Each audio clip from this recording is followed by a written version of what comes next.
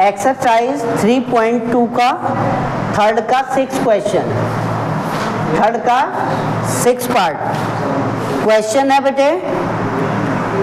5 years hence the age of Jacob will be 3 times that of his son। जो Jacob है, Jacob की as उसके किस पर डिपेंड कर रही है बेटे? उसके बेटे की एज पे। 5 years ago Jacob's age was 7 times that of his son। What are their present age? तो देखो मैंने यहाँ पे 2 बातें लिखी हुई हैं। सबसे पहले लेट जैकब प्रेजेंट एज भी हमने x ले लिया और उसके बेटे की प्रेजेंट एज हमने ले ली है क्या? y। ठीक है, अब वो कह रहा है कौन? क्वेश्चन अकॉर्डिंग टू ATQ, मतलब अकॉर्डिंग टू क्वेश्चन। कंडीशन कह रही है कि जो जैकब की एज है 5 years हैंस का मीनिंग होता है बाद, हैंस का मीनिंग होता है बाद। अब 5 years हैंस जैकब एज कितनी हो जाएगी बताओ मुझे? 5 years अभी x है, 5 years कितनी हो जाएगी? x + 5, ये ATQ यहाँ नहीं आएगा। और सन से एज क्या हो जाएगी बेटे? सन से एज हो जाएगी y + 5। ये तो हमारे अकॉर्डिंग हुई दोनों के एज, पर ATQ अकॉर्डिंग टू क्वेश्चन कह रहा है कि जो जैकब की एज है, जैकब की जो एज है थ्राइस है किसकी? उसके बेटे की एज की। थ्राइस है उसके बेटे की एज के। 3 उसने बोला हुआ है, उसने बोला हुआ है कि जो जैकब की एज है ना वो 3 गुनी है उसके बेटे की एज की। तो बेटे की एज 5 साल बाद इतनी थी और 5 साल बाद का थ्राइस इतना हो गया, तो वो किसकी एज होगी? जैकब की एज। यही चीज़ समझने वाली है, बाकी कुछ भी इसमें समझने को नहीं है। देखिए x + 5, इसको सिंप्लीफाई कीजिए, 3y + 15 या x = 3y + 15 + 5 का ट्रांसपोज किया है राइट हैंड में, तो ये कितना आ गया? 3y + 10। ये इसको नाम दे दो इक्वेशन नंबर फर्स्ट। नाउ अब क्या कह रहा है वो? सेकंड कह रहा है 5 years ago, 5 years ago, एगो का मीनिंग 5 साल पहले। 5 साल पहले जैकब की एज कितनी रही होगी? जैकब एज = अगर प्रेजेंट में x है तो 5 साल पहले क्या हुई होगी? अभी आपकी एज कितनी है? 5 साल पहले कितनी रही होगी? क्या किया? माइनस किया ना, प्रेजेंट एज से माइनस किया ना, वैसे ही प्रेजेंट एज ये है। 5 years ago सन एज y - 5। ऐसा तो है नहीं कि केवल जैकब भी छोटा रहा होगा भाई। 5 साल पहले माना शीतल है, शीतल अभी 15 साल की है और 15 साल की है तो 5 साल पहले 10 साल की रही होगी। अब ऐसा तो है नहीं कि केवल शीतल ही 10 साल की, शीतल के पापा भी तो छोटे रहे होंगे 5 साल, या शीतल के पापा उतने ही थे, ऐसा तो नहीं हो सकता। तो सन्स एज इतनी है। अब according to ATQ, according to question क्या कह रहा है? वो कह रहा है कि जैकब की एज जो है ना 7 times ऑफ हिज सन है। 5 साल पहले जैकब की जो एज है ये 7 टाइम थी उसके बेटे की एज की। ठीक, ये बोला हुआ है। अब x - 5 = 7 का मल्टीप्लाई, 7y - 7 5 जा। अब यहाँ से इम्प्लाइज करके x = -5 को ट्रांसपोज कर दो, इधर आके प्लस का 5 हो गया, तो इम्प्लाइज x = 7y - 30। इसको नाम दे दो क्या? सेकंड। आपको समझ आ रहा है बेटे?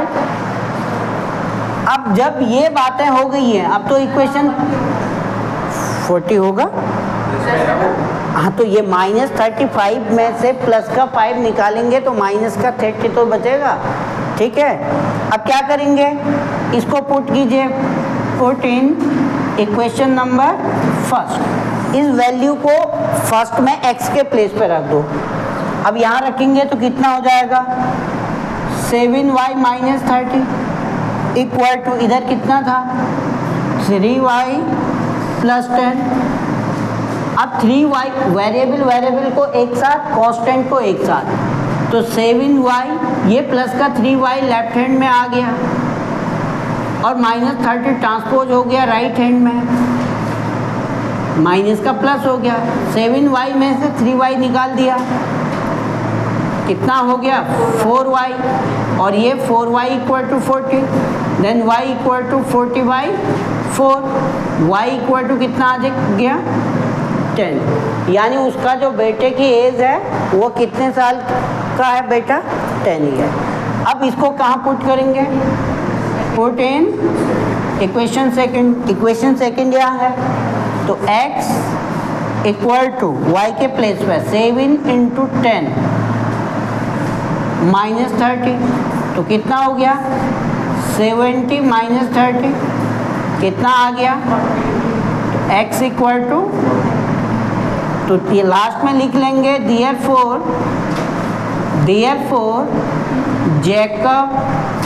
Jacob present age is 40 years and his son's present age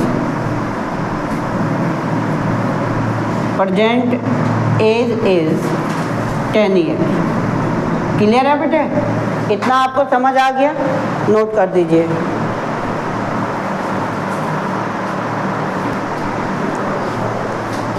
अब आपकी जो ये सब्स्टिट्यूशन मेथड कंप्लीट हो गया, जितने भी क्वेश्चन होने थे।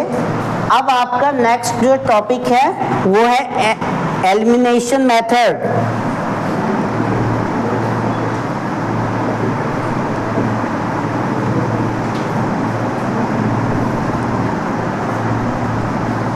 ठीक है बेटे, अब इसका एक एग्जाम्पल मैं दे देता हूँ, उसके बाद हम लोग शुरू करते हैं। अभी तक हम क्या कर रहे थे, सब्स्टिट्यूशन में दो वैल्यू थी, एक x एक y, एक वैल्यू से सेपरेट करके वो वैल्यू दूसरी इक्वेशन में रख रहे थे, यही कर रहे थे ना।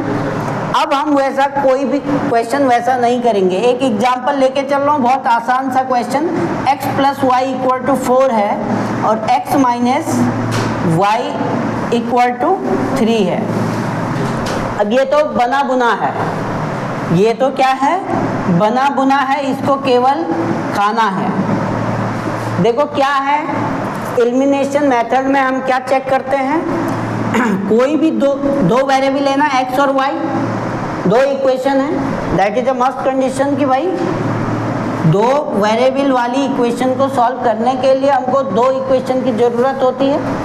अब जब दो इक्वेशन तो हमारे पास हैं, अब हम चेक करते हैं कि x का कोएफिशिएंट कितना है, 1, y x का नीचे वाली इक्वेशन में भी देखो x का कोएफिशिएंट कितना है, 1, नहीं क्या ठीक, y का कोएफिशिएंट कितना है 1, y का कोएफिशिएंट कितना है -1। हमको ये बात ध्यान से देखनी है कि हमको ऐसे वेरिएबल लेने हैं जिनका जो कोएफिशिएंट है एक तो अपोजिट हो, अपोजिट सिंबल एक प्लस एक माइनस, अपोजिट एंड इक्वल। अगर ऐसा है तो उसको हम ले लेते हैं। ठीक, अब हम क्या करेंगे, इक्वेशन फर्स्ट और इक्वेशन सेकंड को ऐड कर देंगे बहुत इजीली। अगर ऐड हम लोग करते हैं तो देखिए x plus y equal to 4 और x minus y equal to 3। अगर हम ऐड कर देते हैं तो क्या हो जाएगा, ये वाला फ्लैट कट जाएगा, कटेगा या नहीं, एक प्लस का एक माइनस का है, और 1x और 1x कितना हो गया 2x, और 4 और 3 कितना हो गया, कोई दिक्कत किसी को। अब x इक्वल टू कितना हो गया, x का वैल्यू निकल गया। ये क्या करेंगे, पुट करेंगे जरूरी नहीं है सेकंड फर्स्ट, वो आपकी चॉइस है। अभी तक क्या हो रहा था, जिससे हम सेपरेट कर रहे थे उस इक्वेशन का कहाँ रख रहे थे, अनदर इक्वेशन में पुट कर रहे थे। यहाँ ऐसा कुछ नहीं है, यहाँ किसी से भी काट के ये जो वैल्यू आई किसी दोनों में से किसी में भी रख सकते हैं आप। किसी सपोज दैट इन फर्स्ट में आपने रखा,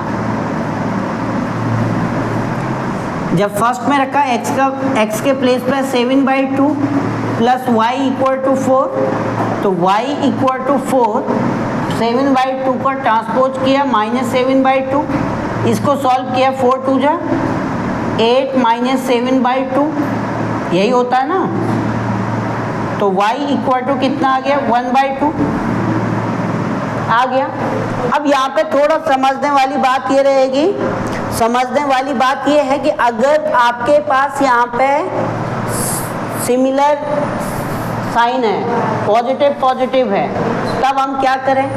अगर कहीं पे सपोजिट ऐसा लिखा हुआ है कि एक लिखा हुआ है x plus 3y equal to 4 और एक लिखा हुआ है 2x plus 3y equal to 5, हम क्या कर देंगे, उसके बाद यहाँ पे मैंने क्या किया था, ऐड किया था। जब सिमिलर सिंबल होता है और उनके कोएफिशिएंट इक्वल हैं, मस्ट है कि हमको x या y दोनों में से किसी एक का कोएफिशिएंट इक्वल करना पड़ेगा। जब इक्वल हम लोग कर देंगे, फिर अब जब सिंबल साइन सिमिलर है तो हम माइनस करेंगे। क्या करेंगे, माइनस। देखो फर्स्ट ये रहा, सेकंड ये रहा, तो हम लोग क्या करेंगे, इक्वेशन फर्स्ट माइनस सेकंड लिखने का तरीका कैसा होगा, बहुत ध्यान से समझिए। हमने लिखा x plus 3y equal to 4, हमको फर्स्ट के साथ कोई छेड़खानी नहीं करनी है। हम जिसको सब्ट्रैक्ट कर रहे हैं वो भी पहले ऐसे ही लिख लिया, हमने लिख लिया, कोई चेंज नहीं हुआ। अब जब ये लाइन डाल दी, इससे पहले यहाँ को क्या होगा, माइनस। अगर ये प्लस का है तो किसका होगा, ये प्लस है, ये किसका होगा, ये प्लस है तो ये किसका होगा। अगर सपोज दैट ये -2x होता, तब यहाँ क्या हो जाता, प्लस, तब क्या हो जाता, प्लस, तब यहाँ क्या हो गया, माइनस, यहाँ क्या हो गया, माइनस। अब ये इजीली कट गया। अब ये वाला सिंबल नहीं देखेंगे हम, सिंबल कौन सा देखेंगे, जो बदला हुआ है। -2x में से x प्लस का x निकाल दिया तो माइनस का x बचेगा, और इधर माइनस का 1। अब माइनस माइनस दोनों साइड से कट हो गया, तो x इक्वल टू कितना आ गया, क्लियर है। और ये पुट करना पड़ेगा कहाँ पे, पुट इन फर्स्ट सेकंड, जिसमें भी आपको अच्छा लगे। 1 plus 3y equal to 4, 3y equal to 4 minus 1, 3y equal to 3, then y equal to 3/3, y equal to 1। ये दोनों बात आपको समझ आ गई है। इसके मैनी कैसे हो जाएंगे, आप ये देखो, x का कोएफिशिएंट कितना है, 1/2, क्या इक्वल है क्या 3/3, नहीं है ना।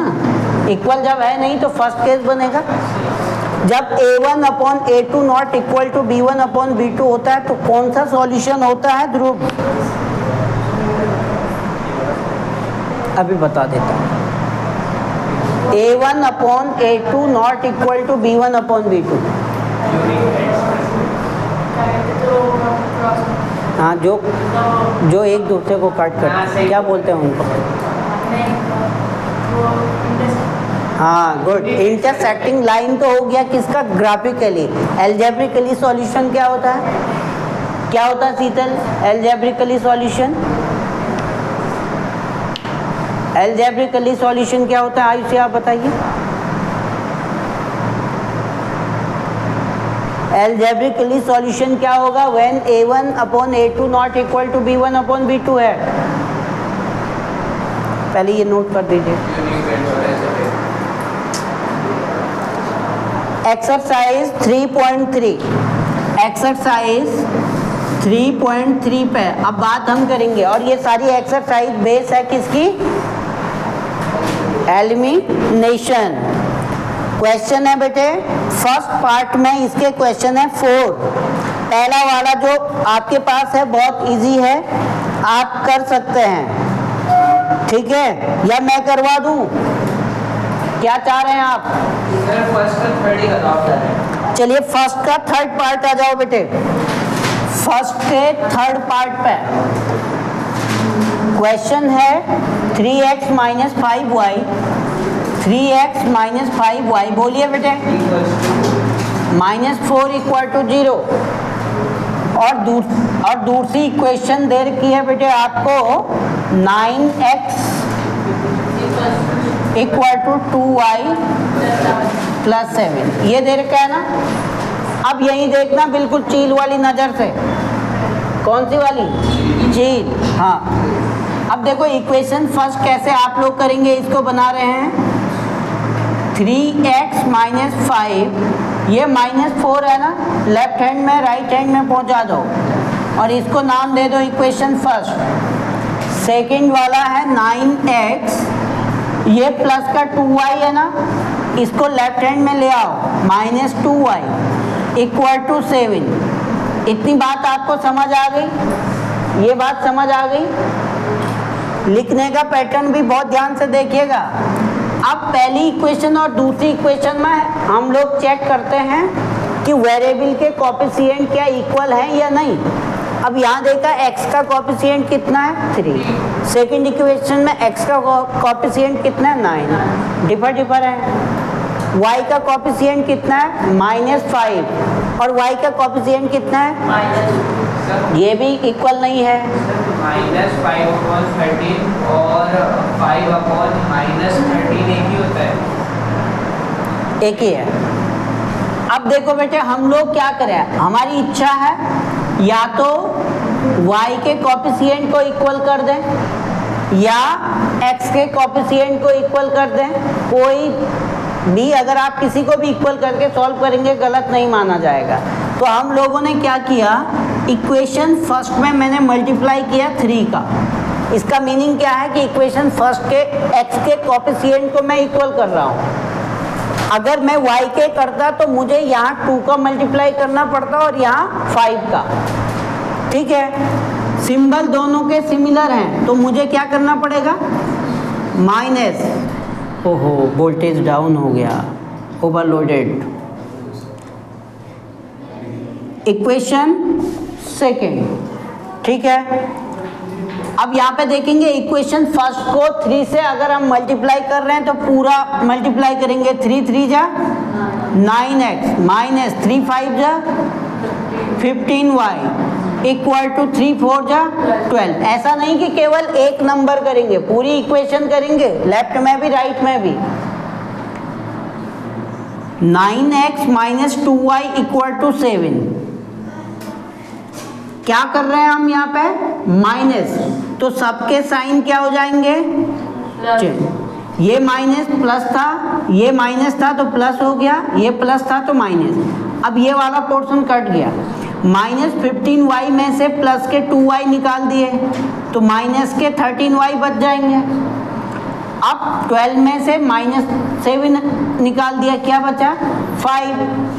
अब y इक्वल टू 5 ये -13 नीचे आ जाएगा। ठीक है, ये आपका बन गया। Put in equation first second जिसमें भी आप चाहें। फर्स्ट में अगर मैंने पुट किया तो 3x माइनस 5 y के प्लेस पे लिख दिया 5/-13 और equal to 4। Minus minus plus हो जाएगा तो 3x माइनस माइनस प्लस 5 5 जा 25/13 इक्वल टू। अब ये उधर पहुंचा दिया। 3x इक्वल टू 4 प्लस का था -25/13। I gave you some tonic after that. 13 4 जा 52। मल्टीप्लाई में नहीं ला सकते? नहीं, ये तो पहले एलसीएम लेना पड़ेगा तब जाके। 52 माइनस 25 डिवाइड बाई 13, यह किसके इक्वल है? ये 3x के। अब यहाँ देखिए 3x इक्वल टू 52 में से 27 by 13, then x equal to 27 by 13, ये मल्टीप्लाई में है, डिवाइड में पहुंच जाएगा, then x equal to 27 by 39, दोनों आ गए कट जाएंगे x और y। 3 से कट रहा है ना, हाँ सर, जब कटेगा तो काट दो, 3 9 जा 27, 3 1 जा सर माइनस का आना चाहिए तो शायद माइनस का क्यों आता? ठीक है, नहीं आना ठीक है, नोट कर दीजिए। फर्स्ट फोर्थ पार्ट देखिए बेटे, क्या है फर्स्ट का फोर्थ पार्ट, बोलिएगा फटाफट। x बाई 2 प्लस y, आप ये मुझे लगा रीडिंग क्वेश्चन पूछ रहे हो आप। नहीं मुझे लगा इसकी बात कर रहे हैं आप। हाँ कराओ 2y बाई 3, हाँ माइनस 1। अच्छा पहले इसको बेटा सिंप्लीफाई करें, इधर देखिए सिंप्लीफाई कैसे करेंगे, एलसीएम ले लो, 2 और 3 का एलसीएम कितना होता है। या तो आप ऐसा करें, जिन बच्चों को बिल्कुल ही पता नहीं है एलसीएम, वो एक काम करें कि नीचे multiply x by 2 into 3 by 3 और plus 2 by y 3 into 2 by 2। क्यों ऐसा किया है? ताकि दोनों बराबर हो जाए, ताकि जो डिनोमिनेटर है वो दोनों का इक्वल हो जाए। अब आप लिखेंगे 3x, 3 2 जा 6 प्लस 2 2 जा 4y अपॉन 3 2 जा 6 माइनस 1। अब 6 6 हो गया ना दोनों, जब डिनोमिनेटर दोनों का सिमिलर हो गया